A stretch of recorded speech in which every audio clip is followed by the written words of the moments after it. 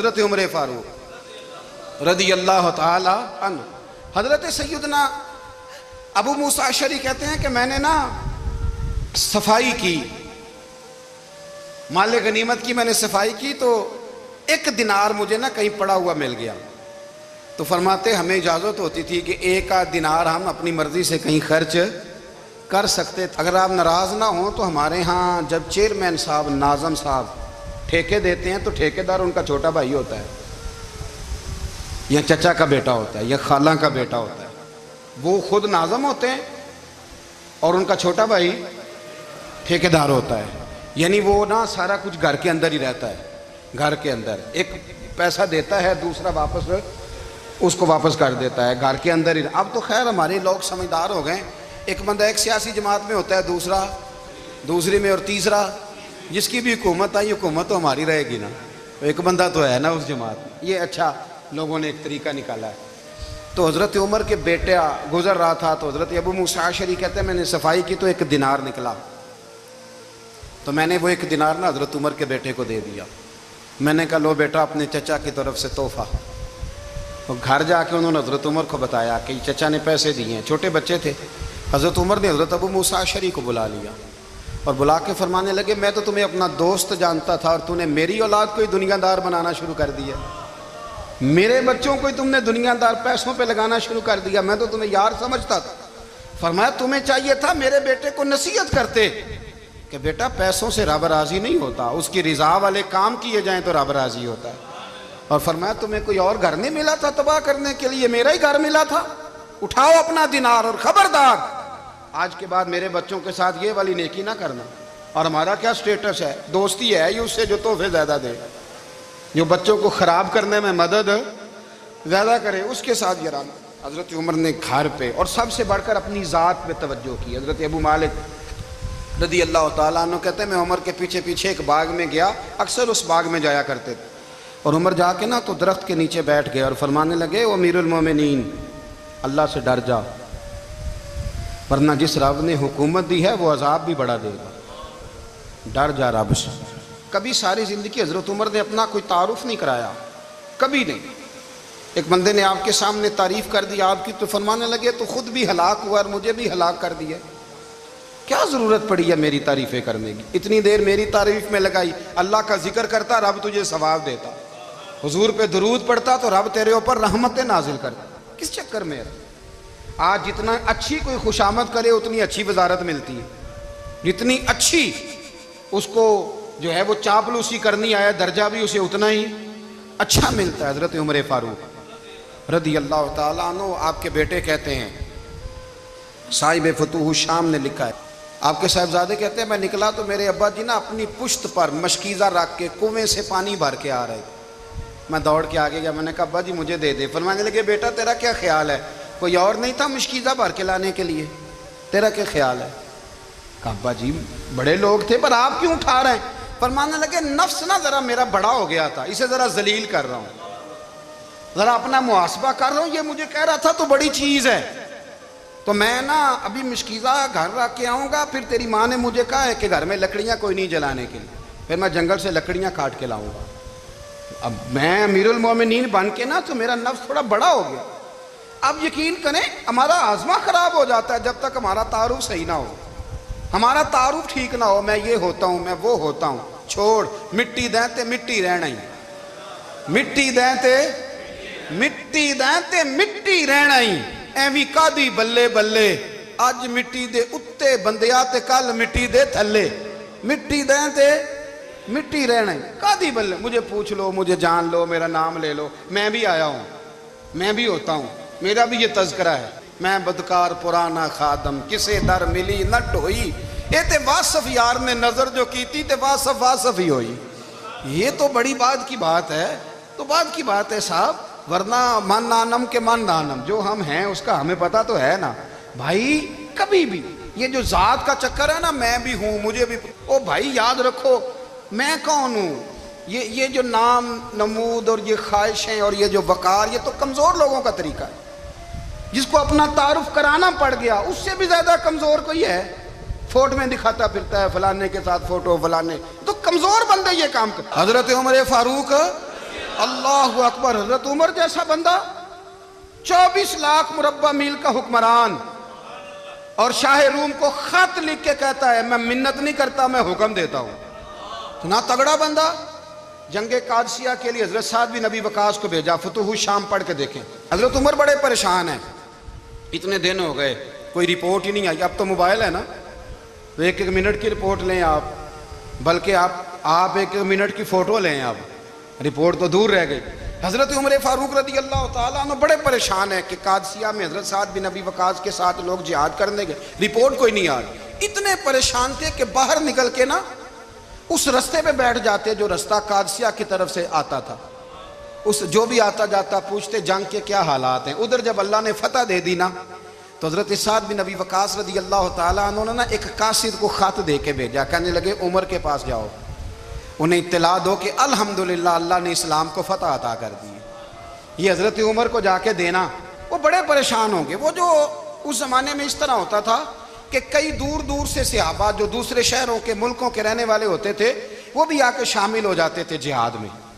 کوئی ایک دفعہ مدینے آیا, کوئی 2 دفعہ آیا, پھر اپنے اپنے علاقوں میں. بہت سارے لوگوں نے زیادہ دفعہ حضرت عمر کو دیکھا بھی نہیں تھا. وہ جو قاصد خط لے کے آیا تھا نا اس نے 1 دفعہ دیکھا تھا. حضرت عمر بوڑھے ہو گئے, وہ پہچانتا نہیں تھا. میری بات کی سمجھ آ رہی ہے آپ حضرات کو؟ ادھر سے وہ خط لے کے آ گیا. حضرت عمر مدینے سے باہر نکل کے اس روڈ پہ بیٹھے تھے جو قادسیہ سے آتا تھا. جب وہ اس آدمی کو آتے دیکھا تو حضرت عمر اٹھ کے کھڑے ہو گئے, فرمانے لگے قادسیہ سے آ رہے ہو؟ وہ کیا کہتا ہے؟ پھٹے پرانے کپڑے, ٹوٹے ہوئے جوتے, سر پہ پرانی پگڑی. کہنے لگے غلام مدینے کے رہنے والے ہو؟ حضرت عمر کہنے لگے ہاں مدینے کا ہوں. کہا میں قادسیہ سے آیا ہوں, الحمدللہ اللہ نے اسلام کو فتح دے دی ہے, الحمدللہ کفر کی کمر ٹوٹ گئی ہے. اس نے یہ بات کر کے تو گھوڑے کو ایڑی لگائی, گھوڑا دوڑنے لگا مدینے کے. حضرت عمر بھی ساتھ ساتھ دوڑ رہے. فرمانے لگے اچھا بتاؤ خالد بن ولید کا کیا حال ہے؟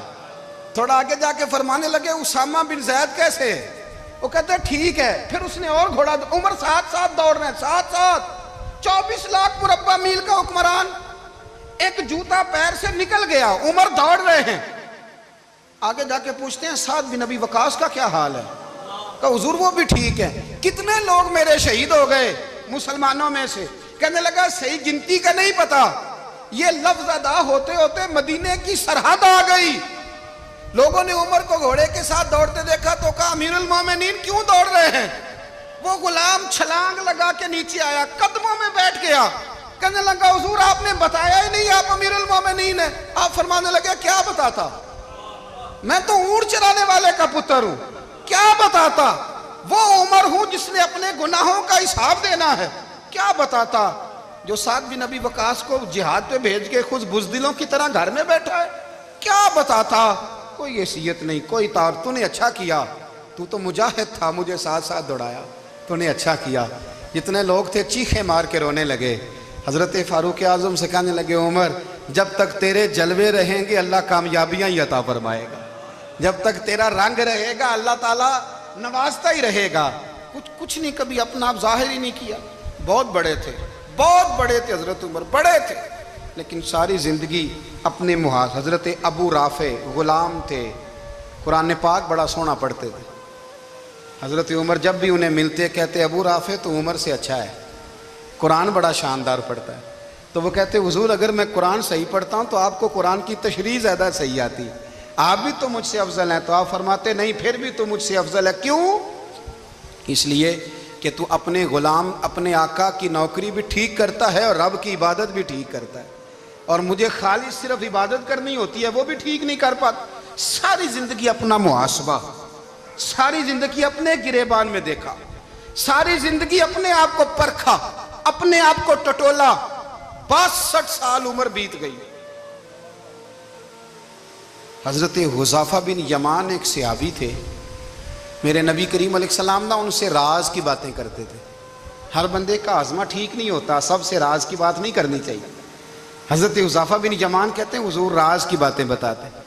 مدینہ منورہ میں جو منافقین تھے ان کی لسٹ بھی نبی پاک نے حضرت حذیفہ بن یمان کو دی تھی.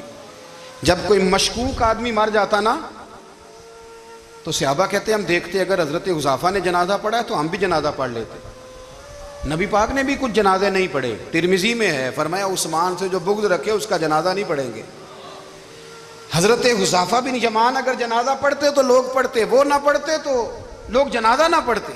حضرت حذیفہ بن یمان کہتے ہیں جناب عمر فاروق کی خلافت کے آخری ایام تھے, کچھ دنوں کے بعد وہ شہید ہو گئے. فرماتے آدھی رات کا وقت تھا, میں گھر میں سویا تھا بڑا بے فکر, اچانک میرے دروازے پہ دستک ہوئی, میں گھبرا کے اٹھا, اتنی رات کو کون آیا؟ کہتے ہیں قربان جاؤں, دروازے پہ گیا تو امیر المومنین فاروق اعظم دروازے پہ. میں نے کہا عمر کوئی حکم تھا تو مجھے بلا لیتے. کہنے لگے میں نا امیر بن کے نہیں آیا, تیرا ویر بن کے آیا ہوں. امیر المومنین کی حیثیت سے سرکاری کام سے بلاتا تو وہاں بلاتا, مجھے ایک ذاتی کام پڑ گیا. کہتے ہیں میں نے عمر کو گھر کی اندر بلا کے چارپائی پہ بٹھایا. میں نے کہا حضور میں غریب آدمی, میں کیا آپ کے کام آ سکتا ہوں؟ تو کہتے ہیں انہوں نے نا مجھے ساتھ بٹھا لیا, پھر میرا ہاتھ پکڑ لیا. کہنے لگے تو عمر کو جانتا ہے؟ عمر جھوٹ نہیں بولتا. تو جانتا ہے؟ عمر وعدوں کا پکا ہے. کہا حضور جانتا ہوں. کہا میں اس وقت آیا ہوں جب دیکھ بھی کوئی نہیں رہا. حضرت حذیفہ بن یمان کہتے ہیں پریشان ہو گیا, حضور پہلیاں نہ بجھوائیں, مہربانی کریں بتائیں کدھر آئے ہیں. تو حضرت عمر فاروق فرمانے لگے 62 سال کا ہو گیا ہوں, 63 میں چل رہا ہے, داڑھی سفید ہو گئی ہے, پھل پک گیا, اٹھ فریدہ ستیا, داڑھی آ گئی پور, اگا نیڑے آ گئی, پچھا رہ گئی دور. اب قبر اشر کا معاملہ صاف نظر آنے لگا ہے. کہا حضور مجھ سے کیا چاہتے ہیں؟ حضرت عمر رو پڑے. کہنے لگے آج میں عشاء کے بعد نکلا ہوں تو نبی پاک کے صحابہ مجھے نیک کہہ رہے تھے, پھر میں نے بچوں کی ماں سے اور بچوں سے بھی پوچھا ہے, وہ بھی مجھ سے راضی ہیں. پر حذیفہ تیرے ساتھ نبی پاک راز کی باتیں کرتے تھے, سچ بتا کہیں عمر کا نام منافقوں میں شامل تو نہیں؟ سچ بتا ان منافقین میں تو شامل نہیں, کہیں اوپر سے تو نہیں سارا کچھ؟ حضرت حذیفہ بن یمان کہتے ہیں میں باپ کے مرنے پہ اتنا نہیں رویا جتنا عمر کے سوال پہ رویا. میں قدموں میں بیٹھ گیا, میں نے کہا نہیں عمر یہ تو میں نے نہیں سنا, لیکن یہ میں نے نبی پاک سے ضرور سنا ہے کہ میرے بعد اگر کوئی نبی ہوتا تو عمر ابن خطاب ہوتا. یہ میں نے اپنے کانوں سے سنا ہے کہ عمر جس گلی سے گزرے شیطان رستہ بدل جاتا ہے. یہ میں نے اپنے کانوں سے سنا ہے کہ 950 سال حضرت جبریل جناب عمر کی شان بیان کریں تو پھر بھی بیان نہیں ہو سکتا. یہ میں نے ضرور سنا. دوستو ساری زندگی حضرت عمر نے اگر دوسروں کا محاسبہ کیا تو اپنا اور اپنے بچوں کا بھی کڑا خیال رکھا, اپنی ذات پر بڑی توجہ دی. جو لوگ اپنا بھول جاتے ہیں نا, ہمیں اپنی صحت کا بڑا خیال ہے لیکن اپنی روحانی زندگی کا کوئی خیال نہیں ہے, قلبی زندگی کا کوئی تصور نہیں ہے. آپ یقین کریں موٹا آدمی کمزور ہونے کے لیے جدوجہد کر رہا ہے, کمزور طاقتور ہونے کے لیے, لیکن جس کو کتنے دن بیت گئے اللہ رسول کی یاد میں رویا ہی نہیں, کتنے دن بیت گئے نعت سننے کو دل ہی نہیں چاہا, جسے مہینوں بیت گئے اور قرآن پاک کی طرف نظر ہی نہیں گئی, وہ فکر مند ہی نہیں. زندگی زندہ دلی کا نام ہے, مردہ دل کیا خاک جیا کرتے ہیں. بھائی حضرت عمر کی زندگی دور حاضر میں ہمیں یہ سبق دیتی ہے کہ کڑی نگرانی رکھو اپنے پودوں کی, کڑا خیال رکھو اپنے ذاتی باغ کا, اور یہ جو تمہارے دل کی دنیا ہے یہ تمہاری روح کی زندگی ہے, اس کا محاسبہ کرتے رہو. نبی کریم علیہ السلام نے فرمایا اپنا حساب خود کر لو قبل اس کے کہ تمہارا حساب کیا جائے. اپنا حساب بولیے, اپنا حساب. ہم ساری دنیا کا حساب کرتے پھرتے ہیں, کوئی کہاں سے کماتا ہے کہاں کھاتا ہے, پر اپنا حساب حضور نے فرمایا حساب کر لو قبل اس سے کہ تمہارا حساب. مولا علی فرماتے ہیں نماز پڑھ لو قبل اس کے کہ تمہاری نماز پڑھی جائے. یہ بڑا عجیب معاملہ ہے کہ ہم جتنے لوگ ہیں ہمارا معیار یہ ہے کہ سامنے والا غلط ہے اور میں ٹھیک, یعنی دوسرے کا بچہ گلی میں نظر آ جائے تو اس کی غلطیاں نکلنی شروع ہو جائیں گی, اور میرا بچہ سارا شہر گھوم آئے ایک ٹائر پہ موٹر سائیکل پہ تو ہم کہتے ہیں کہ ابھی بچہ ہے, انشاءاللہ سیانا ہو جائے گا. اگر ابا جی آج تک سیانے نہیں ہوئے کہ اس کو سمجھا لیں تو پھر بیٹے کا سیانا ہونا تو ہو سکتا ہے کہ وہ 60-70 سال لگ ہی جائیں. گھر کے اندر جب تک توجہ نہیں ہوتی اور سب سے پہلے جب تک اپنی ذات پر توجہ نہیں ہوتی, تو والد کا جب تک کردار بچے نہیں دیکھتے جب تک اتنی دیر تک ان کا تبدیل ہونا ممکن نہیں ہوتا۔ حضرت عمر فاروق رضی اللہ تعالیٰ عنہ نا باہر والوں کا بھی بڑا سخت حساب کرتے تھے۔ بڑا ایک گورنر صاحب نے لباس بڑا شاندار پہننا شروع کر دیا تھا تو حضرت عمر نے اتروا کے نا تو انہیں ٹاٹ کا لباس پہنا کے تو اونٹ چرانے کی ڈیوٹی دے دی تھی۔ اتنا سخت احتساب کرتے۔ کسائی کی دکان پر بھی 1-2 گھنٹے کھڑے ہوتے تھے۔ جو آدمی مسلسل 2 دن گوشت خریدتا تھا نا، فرماتے تھے اس کا ٹیکس بڑھا دو، لوگوں کو دال نہیں مل رہی اور یہ روز گوشت کھاتا ہے۔ حضرت فاروق اعظم، اس کو جزیہ کہا جاتا تھا یا کچھ اور معاملات ہوتے تو بڑھا دیتے تھے۔ مسلسل جو 2 دن آدمی گوشت کھاتا تھا، فرماتے تھے مدینے میں غربت ہے، اگر یہ والا نظام تم کرو گے تو غریب لوگ کس کی طرف دیکھیں گے۔ لیکن اس سے زیادہ بڑھ کر جو ان کی زندگی کا معیار اور سٹیٹس تھا وہ یہ تھا کہ اپنے گھر کا خاص خیال رکھتے، خاص توجہ کرتے۔ ملک شام سے اور ایران سے کچھ لوگ آپ کی خدمت میں آئے تو وہاں سے کچھ کنیزیں بھی آئیں، ان کے بادشاہ پیغام لے کے۔ شاہ ایران کی کنیز کو ملکہ نے کہا کہ نا حضرت عمر کی زوجہ کو دیکھ کے آنا ذرا کس طرح کی ہے۔ ہمارے ملک میں کیا کہتے ہیں؟ خاتون اول، جی خاتون، باقی سارے دوؤں میں خاتون اول، ذرا خاتون اول کو دیکھ کے آنا۔ تو وہ جب آئی نا گھر میں ملنے تو کہا کہ مجھے میری ملکہ نے کہا تھا کہ عمر کی زوجہ سے، اہلیہ سے ملاقات کر کے آنا۔ تو حضرت عمر کی اہلیہ نے نا ایک جوڑا کپڑوں کا دے دیا ملکہ کے لیے اور ایک خوشبو کی شیشی دے دی۔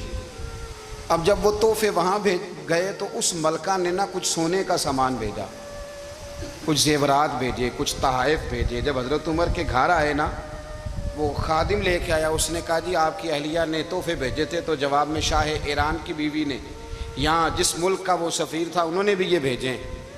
تو حضرت عمر فاروق نا وہ تحفے لے کے گھر گئے تو جا کے کہنے لگے اپنی اہلیہ سے، یہ تو کب سے تحفے تحائف بھیجنے لگ گئی ہے، یہ کب سے نظام شروع ہو گیا؟ تو کہ حضور تحفہ دینا لینا تو ٹھیک ہے، سنت ہے، محبت بڑھتی ہے، تو یہ کوئی قباحت نہیں، اور میں نے اپنی ذاتی استعمال کے لیے جو چیزیں رکھی تھی وہ میں نے دی ہیں۔ تو حضرت عمر فاروق رضی اللہ تعالیٰ عنہ فرمانے لگے ہم نے کسی ملک کے ساتھ اور اس کے بادشاہ کے ساتھ ذاتی تعلق نہیں بنانا، تعلق جو بھی بنے گا رسول اللہ کے دین کی برکت سے بنے گا، ذاتی رشتے نہیں ہم نے قائم کرنے۔ ذاتی آپ کے ملک کی جو ایئر لائن جس کا ہر سال خسارے کا ڈنڈورا پیٹا جاتا ہے نا، وہ ہمارے بادشاہ صاحب اور صدر صاحب اگر غیر ملکیوں کو گھوڑا کبھی بھیجنا ہو نا، گھوڑا، تو پورا ایک جہاز گھوڑا لے کے تحفے میں جاتا ہے، پورا جہاز غریب قوم کا یہ سرمایہ، اور قوم بڑی بادشاہ ہے، لائنوں میں لگ کے ووٹ دیتی ہے۔ 2 کام ہمیشہ لائن میں لگ کے کرنے، ایک بل لائن میں لگ کے جمع کرانا ہے اور ایک ووٹ لائن میں لگ کے، تاکہ پھر پورے 5 سال لائن میں ہی لگے رہیں۔ مرضی سے آپ ووٹ دینا، پر جو بات درست ہے اس کو سنو۔ حضرت عمر فاروق رضی اللہ تعالیٰ عنہ نے اپنی اہلیہ سے پوچھا کتنے کا تھا وہ تیرا جوڑا اور خوشبو کی شیشی؟ انہوں نے کہا 3 دینار کی۔ فرمایا یہ 3 دینار تیرے اور باقی جو تحفے آئے ہیں وہ تو خود کہہ، چونکہ اس نے تیرے نام بھیجے ہیں، تو کہہ کہ میں مال غنیمت میں دیتی ہوں، تو کہہ میں مسلمانوں کو کہہ۔ تو زوجہ ہنس پڑی، کہنے لگی میں نہ بھی کہوں تو مجھے کہنا تو پڑے گا ہی، کہنا تو میں نے ہے ہی، کیونکہ سامنے عمر فاروق ہیں، لہذا فرمایا کہہ دیتی ہوں میں نے دیا خزانے کو۔ حضرت عمر نے جمع کرا لیا۔ میں یہ کیا بات ہوں، میرے گھر والے جو مرضی کریں، ان کا معیار زندگی جس طرح کا مرضی ہو۔ اور حضرت عمر ایک جملہ کہا کرتے تھے، اللہ کرے کہ یہ باتیں اس دور حاضر میں ہماری سمجھ میں آئیں۔ حضرت عمر فاروق رضی اللہ تعالیٰ عنہ اپنے بچوں کو فرمایا کرتے تھے کہ بہت آدمی کو بھوک لگی ہو نا، اور پھر اس کی پسند کا کھانا پکا ہو، جتنے شوق سے وہ اس کھانے کو دیکھتا ہے نا، فرمایا اس طرح پوری قوم اپنے بادشاہوں کے خاندان کو دیکھتی ہے، اس تیزی کے ساتھ دیکھتے ہیں کہ ان کے گھر میں کیا ہو رہا ہے، ان کا معیار زندگی کیا ہے، ان کا سٹیٹس کیا ہے۔ سیدنا فاروق اعظم رضی اللہ تعالیٰ عنہ نے اپنے گھر کے اندر اپنے بچوں، آپ کے بچے دونوں کاروبار کے لیے مصر گئے، تو وہاں کے گورنر صاحب نے لوگوں سے، ایک بہت بڑا قافلہ گیا مدینے سے مصر تجارت کے لیے، جاتے ہیں نا آج بھی قافلے کئی ملکوں میں، تو یہ گئے تجارت کے لیے۔ تو حضرت عبداللہ ابن عمر، حضرت عبید اللہ ابن عمر، حضرت عمر کے دونوں بیٹے گئے۔ جناب عمر فاروق کے بچے جب وہاں پہنچے تو مصر کے گورنر نے نا لوگوں کو تعارف کرایا کہ یہ عمر فاروق کے بیٹے ہیں، یہ حضرت ہے، یہ چودھری کے بیٹے کو کون بتاتا ہے کہ تو چودھری کا بیٹا ہے؟ باہر والے بتاتے ہیں، گھر والے جی؟ اور سیٹھ صاحب کے بیٹے کو کون بتاتا ہے کہ تو سیٹھ صاحب کا بیٹا ہے؟ اور مالک کو کون بتاتا ہے کہ تو مالک کا بیٹا ہے اور یہ کرایہ دار ہے؟ یہ کون بتاتا ہے؟ یہ سوچ ہم دیتے ہیں بچوں کو، چودھری اور کمی کی سوچ، امیر اور غریب کی سوچ، مالک اور کرایہ دار کی سوچ، گھر کے مالک کی اور کام کرنے والے کی سوچ، یہ ہم دیتے ہیں۔ یاد رکھنا، یہ ہم دیتے ہیں، یہ ہمارا مزاج ہے، یہ باہر سے نہیں آتی۔ تو کوئی شہزادہ ہے، تو سیٹھ ہے، تو نواب ہے، یہ سوچ باہر سے نہیں آتی، یہ اماں سوچ دیتی ہے، اماں، یہ ابا سوچ دیتا ہے۔ اور پھر جب تباہی اترتی ہے تو اس کے ذمہ دار بھی باہر والے نہیں ہوتے، گھر والے ہوتے ہیں، گھر والے۔ ہمارے بچوں کی طبیعتوں پر زیادہ نقش باہر والوں کا نہیں ہوتا، گھر والوں کا ہوتا ہے، یاد رکھیے گا۔ حضرت عمر فاروق رضی اللہ، بچے ہیں، شہزادے ہیں، وہ کاروبار کرنے گئے اور وہاں لوگوں نے بتایا گورنر صاحب نے کہ یہ فاروق اعظم کے بچے، امیر المومنین کے۔ لوگوں نے ان سے زیادہ مال خریدا، تجارت میں زیادہ نفع ہوا، ظاہر ہے کہ وہ آپ کے جو اللہ خیر کرے حکمران ہیں، ان کے کاروبار کتنے ملکوں میں ہیں، کس بنیاد پر ہیں؟ وہ صرف اس بنیاد پر کہ وہ حکمران رہے، ان کے لیے آسان تھا بڑے لوگوں سے تعلقات بنانا۔ حضرت عمر فاروق رضی اللہ تعالیٰ عنہ کے بچے ڈھیروں مال کما کے جب واپس آئے نا، تو حضرت عمر سے آ کے بچوں نے بطور محبت کا، ابا جی اللہ نے بڑا ہی فضل کیا ہے، بڑا مال کمایا الحمدللہ، یہ دیکھیں کتنا نوازا ہے۔ تو حضرت عمر کہنے لگے سارے قافلے نے اتنا ہی کمایا ہے؟ سارے قافلے نے اتنا ہی کمایا ہے؟ کہ حضور نہیں، سارے قافلے نے اتنا نہیں کمایا، سب کو اتنا نہیں ملا۔ وہ تو وہاں گورنر صاحب نے لوگوں کو تعارف کرایا تھا کہ یہ عمر کے بچے ہیں، تو لوگوں نے پھر ہم سے بڑا ہی خریدا۔ تو حضرت عمر فرمانے لگے ٹھیک ہو گیا، میں بات سمجھ گیا ہوں، اس طرح کرو، جو تمہاری اصل زر تھی نا، جو راز تھی، وہ رکھ لو اور باقی سارا مال مال خزانہ میں جمع کرا دو، اس لیے کہ یہ تم نے تجارت نہیں کی، یہ تم نے اپنے باپ کا نام بیچا ہے، یہ تم نے امیر المومنین کے بیٹے ہونے کا فائدہ اٹھایا ہے۔ فرمایا یہ تمہارا نہیں حق، یہ مسلمانوں کا ہے، اس لیے کہ یہ مال تم نے محنت سے نہیں کمایا، یہ باپ کی کرسی کا فائدہ اٹھایا ہے۔ اور فرمایا اگر تم نے مال جمع نہ کرایا تو میں مال بھی لے لوں گا زبردستی اور کوڑے بھی ماروں گا، ڈبل سزا دوں گا، مرضی سے جمع کراؤ گے تو کوڑوں سے بچ جاؤ گے۔ بڑے بیٹے نے تو جمع کرا دیا، تو چھوٹا تھوڑا پریشان ہوا، تو حضرت عبداللہ ابن عمر چھوٹے کا ماتھا چوم کے کہنے لگے بیٹے چپ کر کے جمع کرا، یہاں بھی فخر کر کے ہم عمر کے بیٹے ہیں، اور قیامت میں بھی فخر کریں گے کہ ہم فاروق اعظم کے بیٹے ہیں۔